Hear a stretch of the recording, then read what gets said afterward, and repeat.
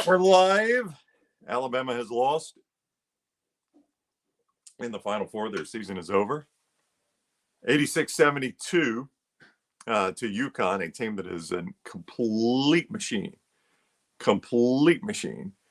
Let's just get some of your comments here. Andrew says, what a run. Absolutely, a run nobody thought about. Luke says, talk about Jim's primetime location after the half. He was there the whole game. They had just not shown that shot yet until after the half. Andrew says, surprised we didn't shoot more threes. That's what was crazy about this, is a lot of people said Alabama needed to hit as many as 23s to win this game. I thought somewhere 16 to 18. If you think they needed to hit 20 to win the game, they only attempted 23. That was an amazing defensive performance by UConn to hold Alabama to 23 three-point attempts. And when you consider UConn shot 25, so Bama was 11 of 23 from beyond the arc. They were 7 of 10 at one point. So Alabama finished 4 of 13 for their last 13 from beyond the arc. So they went cold from beyond the arc. But when you consider they were 11 of 23 and UConn was 10 of 25, what Alabama was going to have to win that game on, UConn matched them shot for shot, basically. So that's really no way to win this game. So UConn they were just that good. And then Alabama clearly could do nothing at the rim. That game was impossible at the rim for Alabama. I mean, there was just nothing on the inside. All those drives and high arcing shots off the backboard that Sears has made a living on this year and that Strada is very good at, they were just not there. Brett for New Mexico, disappointed. But as he points out, in his opinion, Nate Oates has Alabama rolling and he's okay with the outcome. They weren't supposed to be there. That is true. They were not supposed to be there. Let's see. Just checking out some of these comments. NH3425, 7 turnovers, lost by 14. That's the ball game. 8 turnovers technically. Don't want to be that guy, but I'll just be precise. But yeah, 8 turnovers. That's actually pretty low for Alabama, but they only forced 4. UConn only turned it over 4 times. That team does so much, so well. Alabama had 6 points off those 4 turnovers. UConn only had 8 off Alabama's. So, the thing to me that is the difference, and obviously the end of the game plays out a little bit differently if it's a tight game. UConn was burning some clock there. But, you look at what Alabama probably needed to do from beyond the arc. I think most people thought minimum 15 threes for Alabama. They hit 11. So 4 more threes, it's a 2-point game, 86-84 there at the end. Now, again, UConn is playing that differently. I completely understand that. But I think you see that was really the magic number. Alabama needed to be 15 to 18 threes to have any shot at winning that game. And that was probably the number that they needed. Zach says, hell of a game, weird season. He enjoyed the run. And the show / chat has been electric all basketball season. Thank you. We like to try to be electric. Landmine Believer, absolutely right. Need a rim protector from the portal. Alabama does not have that guy. They do not have that guy. And Klingon could do anything you want. How many did that guy end up with? Klingon scored 18. Boy, it felt like a lot more than that. 8 of 14 from the field. 18 and 5 boards. Castle was the guy that led them in scoring with a 21, but Klingon had 18. Mark Sears, again, 24. Guy scores 20 points every time he puts a uniform on. It's crazy. Crazy that he scores that many. John, Nelson absolutely dropped the hammer on Klingon. He did. That was when I thought, hey, that might be a slight turning point in this game. And it really was not. But I thought maybe that was a slight turning point in this game when Nelson dunked it and just posterized Klingon, but Alabama just really could not follow up with that. Barry, UConn is really good. Yes, they are. I don't know if they're going to beat Purdue, though, because Klingon will not have that type of game against Edey. That's going to be one heck of a matchup. UConn is really, really good. But again, I'll say it, and I said it all season long about Georgia football, that there is a reason teams don't win 3 straight national championships. It just doesn't happen. And Georgia didn't. There is a reason teams don't go back to back in college basketball. So I think I don't know what the point spread will be. I'm sure it's already out. I haven't seen it yet. I don't know what the point spread will be, but I got Purdue in that one. I think Purdue will win it. Bama JT, Bama competed. I thought they would be in it at the end, but UConn was better. What a year. I mean, look at the under 4. Was it a 6-point game? I think if I'd told you I don't have the play-by-play here. But I think if I'd told you it was a 6-point game or whatever it was at the under 4, I think most Alabama fans probably would have taken that. And, it got away from Alabama there at the end. But yeah, that was probably more competitive, I think, than what most of the analysts thought and a lot of the odds makers thought, obviously. But when you got to the end score, it's right where the odds makers put it, right? So they're pretty good at this. Alabama, just regular old Alabama there. Rebuilding year, quote unquote. I'm proud of this team, excited for the future. The crazy thing about the future is, other than Estrada, this entire team has eligibility left. So this entire team could be back next year. Great game, great year. Final score will not indicate it. It was an entertaining game. It would have been more entertaining. And obviously most of the people if not everyone that's not an Auburn fan that is in here would like for this to have happened for Alabama to have performed better. It would have been a better game if Alabama had been a little bit hotter shooting in the second half. Well, they have 7 threes, I believe, in the first half. Yeah, 7 in the first half, and they only end up with 11. So that's not Alabama basketball. Alabama basketball right now, if they hit 7 more in the second half, now you've got a far more exciting game. I would 100% agree with that. NH3425 was a rugby fest of a game. The free throws did not end up all that different. I think it was 14-19. Am I right about that?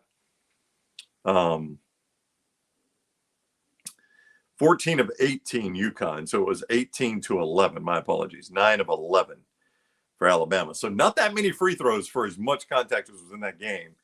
But yeah, only 11 free throws for Alabama, only 18 for UConn. So you would have thought watching that game, I agree, in H3425, it was a very physical game. You would have thought there would have been a lot more free throws in that game than there were. Pre-shovel, over under on fouls called on the big man Monday. They don't call any on either tonight. I don't know. I think they'll let those two guys just clobber each other. I know it won't be the same officiating crew, but I think those two guys are going to clobber each other. I mean, they are. That's 2 big old boys right there, and obviously Edie. I mean, I don't know if you saw the video that is on Next Round Live of Shaq talking to Zach Edey, and Edey is bigger than Shaq. I mean, that just blows my mind. Shaq's one of the biggest humans I've ever seen in person, and he's talking. He and Edey are talking back, behind the arena there, outside the arena in the hallways, and Shaq's looking up to Edey, and I'm like, my gosh, how big must Edey be in person? I just can't imagine how big he must be. Slobber knocker, Chris says. Big punches thrown back and forth most of the game. Score doesn't indicate that. A little closer game probably than the score indicates. I don't disagree. Better team won. UConn's an amazing team. Should have been a Bama lead at the half. Yeah, I think Alabama kind of let it get away from them a little bit there. I'll tell you where it kind of changed in the first half. There was what I thought was a missed call down underneath on an out of bounds. And I think UConn went on like a 6-0 run after that. And Alabama was able to cut it back to 4 at the half. But I thought it was going to be Bama's ball into the basket there. And I think at the time it was a 2-point game, if I'm not mistaken. Barry says Klingon is a big 7-2. And you're right, it'll probably be a little 1970s. How many threes did Purdue hit? Wasn't a ton. Purdue from beyond the arc, 10 of 25, more than I thought. 10 of 25 from beyond the arc. So both them and UConn shot about the same from the outside. UConn was 10 of 25. So those two teams played a lot alike today. A lot alike.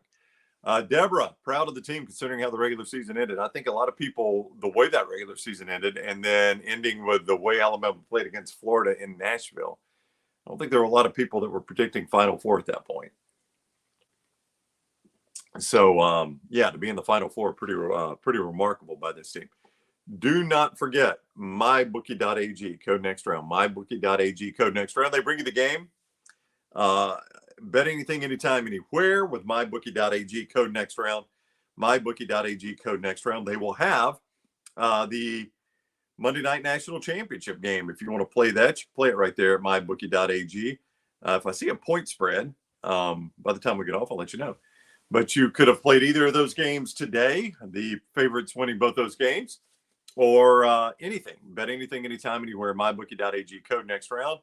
MyBookie.ag, code next round. NC would bet, if he did so, on UConn. You think Purdue is going to lose by more than Bama did? That would be an awful impressive win by UConn if they do that. But listen, that's what that team's done all year. You just watched the closest game they've basically played in 2 years in the NCAA tournament when you think about it. It's pretty remarkable that nobody has gotten any closer to them than that through this tournament. Paul says, talk about the officiating. Look, I thought they missed a lot of things. Hurley argues on every call, so it's kind of hard to go by him. Like, they thought Nick Pringle flopped when this guy wrapped him around his waist basically and almost threw him down. But I know Hurley was working the officials pretty hard, and there was a phantom call on Pringle underneath, but they paid that back on the phantom call on Ryland Griffin when he slipped. It was not a well officiated game, very poor officiated game. And I say that on both sides. I'm not saying Alabama got robbed by the officiating. I just don't think it was. I don't think it was a well officiated game at all. Let's see. Shmoo Jones says Sears should stay and make that money. I've seen him in some mock drafts in the second round. I don't know what they will do, but we'll see if he decides to stay at Alabama. He's got eligibility left. He's 6'1", 6'6". There is not a huge market for that in the NBA right now. 6'6" guard, but the way he shoots and he's got range. You saw, I think it was the last 3 he made, if I'm not mistaken.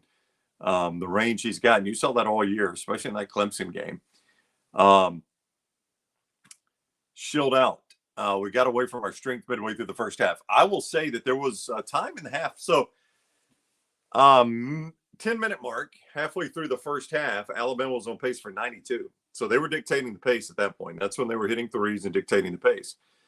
Then you got the half, and Alabama was on pace for 80. So you saw that UConn had dictated the pace a little bit.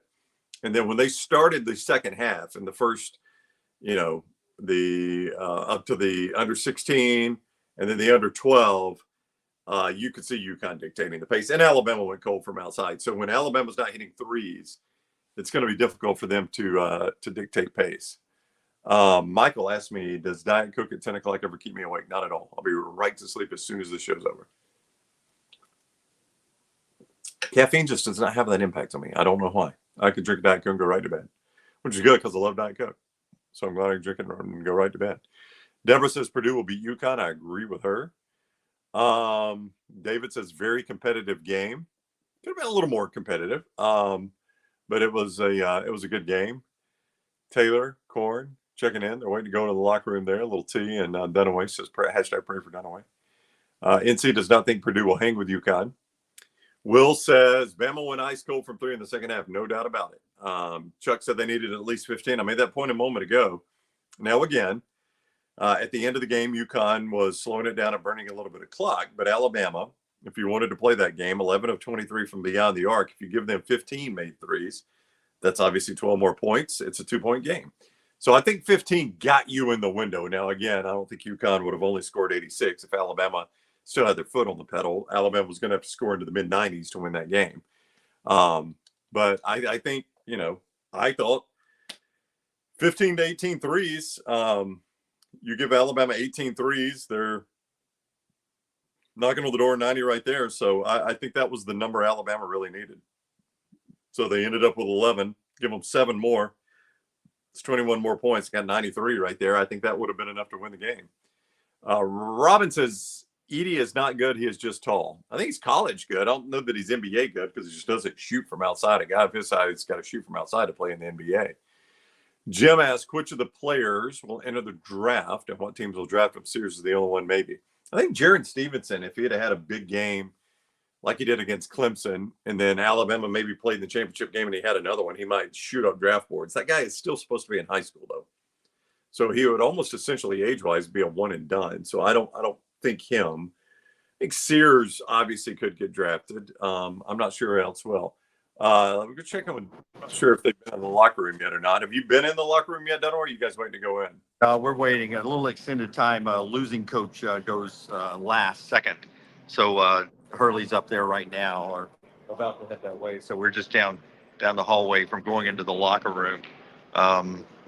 Boy, when it was tied up, what was it, just at the 12-minute mark when they battled back and tied the thing up? Yeah. Thought they had a chance there. Thought they had a chance. And then they got doubled up the rest of the way. Finally went cold from three.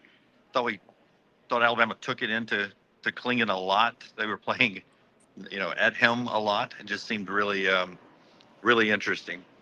What did you think as you watched it? Well, I mean, Bama went cold 7 of 10, 7 of the first 10 from beyond the arc. And you thought, they were dictating pace and they're hitting the threes at the pace they need to hit them. But then, you finish, what was it? So they finished 11 of 23. So 4 of their last 13, they couldn't shoot like that from beyond the arc. I mean, basically UConn matched them from 3-point land, and Alabama had to have a big advantage there. I mean, everybody says, and I made this point a couple times, everybody said at least 15 threes. Well, if you give Alabama 4 more threes, it's a 2-point game. Now, again, UConn took the air out of the ball a little bit, so they would have played differently. I still think 18-ish threes would have been enough for Alabama to win the game, but there was no scenario where they only hit 11 and win this game. I thought they played really well. I was really happy with the effort. It ended up being to me a bigger score than the game indicated. Yeah. It was a great run through the tournament and get to the school's first Final Four, play in front of 74,000 tonight. And, they've got the big bracket set here behind us now where Purdue and UConn ready to go, which is sort of sad that it's over with. But, when we get in here and talk to the players, I don't really know what to ask them, to be honest with you. You got any questions? What should I ask? Well, the thing is, and I'll touch on the threes again. There were people that were saying they need to hit 20 threes. They only attempted 23. That was the most amazing thing in this game, is how well UConn defends on the perimeter. I mean, everybody, they got Klingon on the inside, which allows them to extend their defense on the perimeter. But man, they are so good defensively on the perimeter. Yeah. All right, we're heading in there now. We'll post some stuff here in a second, okay? All right, buddy. We'll see you. Thank you for checking in. That's Jim Dunaway, live with us from outside the Alabama locker room. And you can see all that at Next Round Live on social media. At Next Round Live is where all the coverage he and Little T will have there. Boy, a lot of you, we got back and forth on Purdue and UConn. Purdue will trounce UConn. According to Daryl, Bama fan says Purdue will lose by at least 10. You guys disagree on that game? I don't know. Living life. NATO should not question his coaching moves. Did a lot with the team, and the players responded. UConn's just a better team. UConn's the better team. The better team won this game. I don't think anybody's going to sit here and argue. I think the regular season showed you that. I think what they've done in the tournament has showed you that. They're the overall number 1 seed. UConn is the better team. The better team won this game tonight. You just hoped, if you're Alabama, it was like, you play this game 10 times, you might win it once. You just hope tonight was that one, right? And UConn's the better team, man, and they are incredible. As Towney says, 4 or 5 more threes doesn't translate to 12 or 15 more points. You didn't negate some of your twos. Alabama wasn't making anything. I mean, yes, I realize what you're saying there. It would negate some of your twos, but Alabama went stone cold from the field. I mean, my goodness. I was going to go back and pull up the play-by-play if I could. Just the missed shots in the under 4 after the under 4 timeout that Alabama had. They just couldn't make anything. So at the 5-minute mark, it was a 10-point game. Sears missed a layup. This is everything from the field. Grant Nelson missed a jumper. Everything Alabama had was at the free throw stripe. Ryland Griffin turned it over. Sears made the three-pointer at 2:54, so there's one. Nelson missed a layup. Griffin missed a three-pointer. You had the Sears missed free throw. Nelson made a layup, so there's two. And then Nelson tipped one in. So after the 5-minute mark, Alabama made 3 field goals. So you weren't getting a ton of twos there after the 5-minute mark because Alabama wasn't making a ton. Logan, he says he was not a Hurley hater until tonight. Guy is difficult to like, and I'm not just saying that because they outcome the game. We've said that all week on the show. He is difficult to like. I thought Lance made a great comparison that they could be the next Duke because they're really good, number one. They're going to win some national championships, number 2. They may win another one. And number 3, they have a very unlikable coach. Very unlikable coach. Shmoo, the Castle kid, had a hell of a night. Indeed, he did. Let me pull up his numbers here. 7 of 13 from the field, 21 points, 5 boards. He did play a heck of a game. He was fantastic for UConn. There's no doubt about that. Jeremy, UConn beat the hell out of everyone in the tournament and will probably beat the hell out of Purdue. I do not think they will, but they have. Yes. The first part is yes. The second part is I don't know. Logan asked, and I think he's talking about what Hurley said after the game. Purdue and UConn clearly the 2 best teams of the past 2 years. What are my thoughts? Purdue was really, really good last year. They just had that weird upset in the first round. I don't know who I would definitively say was better than Purdue last year. I mean, when you looked at the Final Four, it was UConn, San Diego State, Florida Atlantic, and Miami.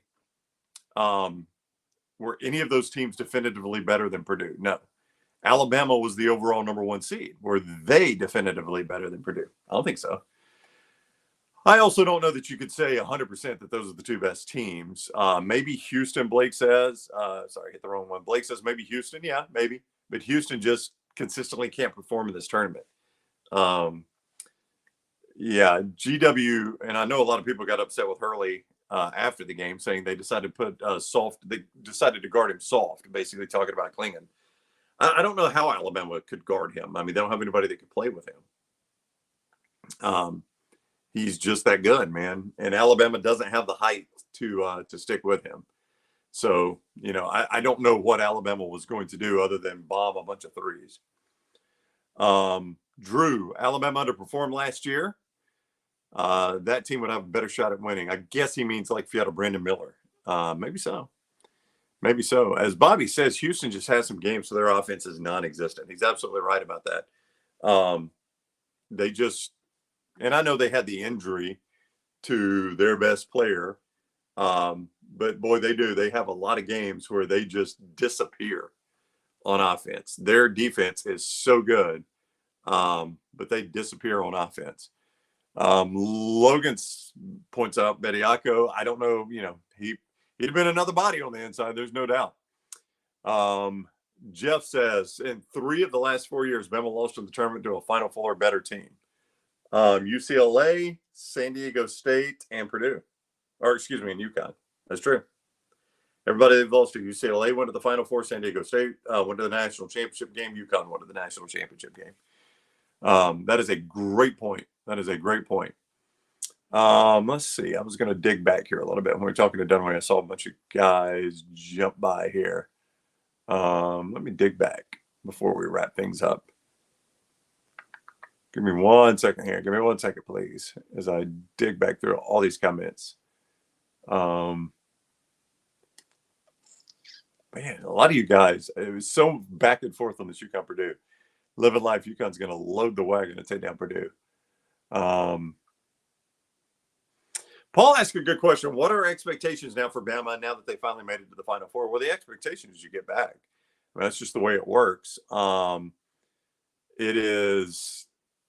It's one of those deals that once you break that lid there that has been over this Alabama program for decades, the expectations by fans is you're going to get back. Look, if they bring back a lot of these guys, and a lot of them have eligibility, if they bring back a lot of these guys, there's going to be an expectation that Alabama goes back next year.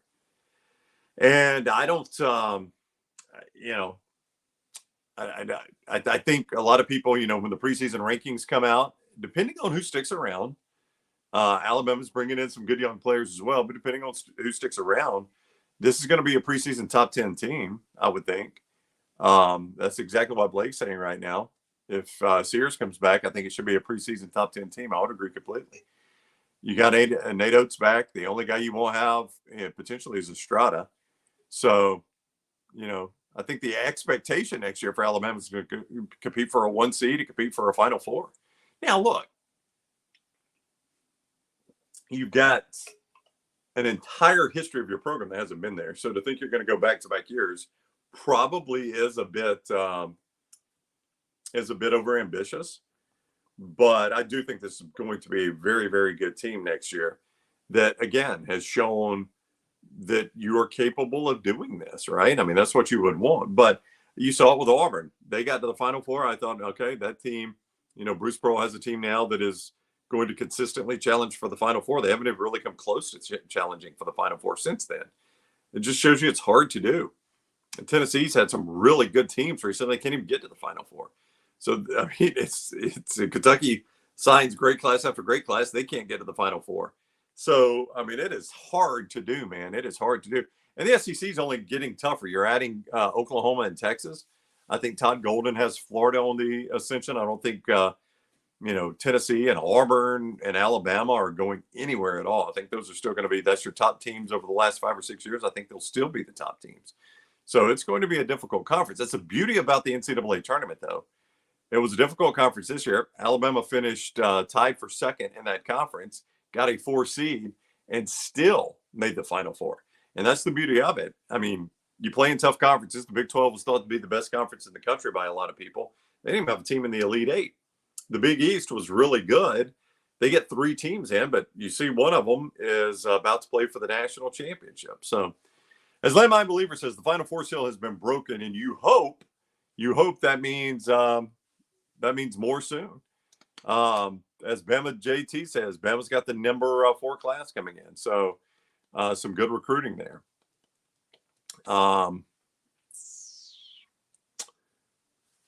Blake, pretty crazy. Bama made a Final Four in football and basketball in the same season. I would agree. That is pretty crazy. Change coaches in one, extend the coach in the other. So you get to keep one coach around.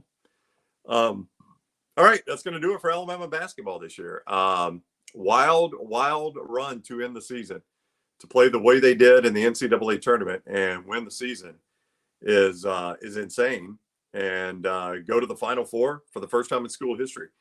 I think obviously when you look back at it, you say ultimately successful season. Didn't always go the way you wanted it to go as an Alabama fan, but ultimately a successful season. You made the Final Four. That's what it is all about, what you do in March.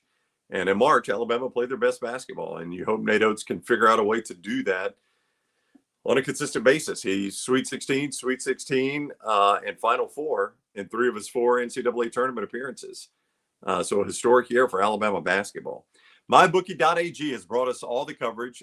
Stay tuned there at Next Round Live, and you can catch more from Dunaway and Little T there in the Alabama locker room. Get some reaction from them. Get some reaction from Nate Oates on the podium, all at Next Round Live on social media. That's where you want to stick around and get everything from the Alabama locker room as the Crimson Tide falls to UConn in their first ever Final Four appearance. So all of that at Next Round Live, and everything presented by MyBookie.ag.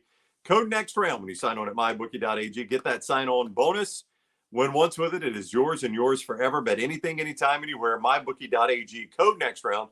MyBookie.ag. Code Next Round. All right, everything from here on going to be on social media and our YouTube channel at Next Round Live. Give us a thumbs up, please. Share us, like us, and make sure you set your alerts and subscribe on our YouTube channel. We appreciate you doing that. It helps us a ton. All right, we'll see all of you guys live Monday morning at 9 o'clock. Check out Next Round Live across all of our social media platforms. for everything from the Bama locker room and from the podium with Nate Oates. Have a great night, everybody. See you Monday.